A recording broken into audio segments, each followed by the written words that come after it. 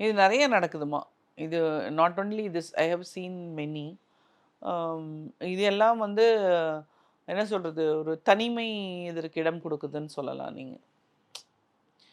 தனிமை இருந்தாலும் கூட அதாவது வந்து நம்ம அ வந்து சொல்லுவாங்கள்ல, நாக்குல வந்து வெல்லத்த வச்சுட்டு விவேகானந்தர் சொல்லுவார். நாக்குல வெல்லத்த வச்சுட்டுனா, அது கரையாம இருந்து நீ தியானம் பண்ணணும். அப்பதான் நீ உண்மையா தியானம் பண்றன்னுவாங்க.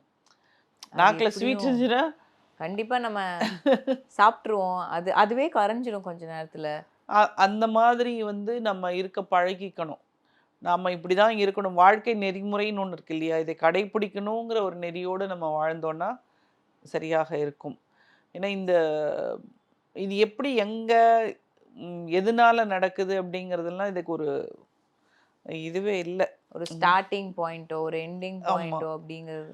வளர்க்கும்போதே வந்து நல்ல விதமா வளர்க்குறோம். அதாவது நம்ம பொண்ணுக்கே துரோகம் செய்றோன்றது இருக்கணும் இல்லையா அவங்க அம்மாவுக்கு?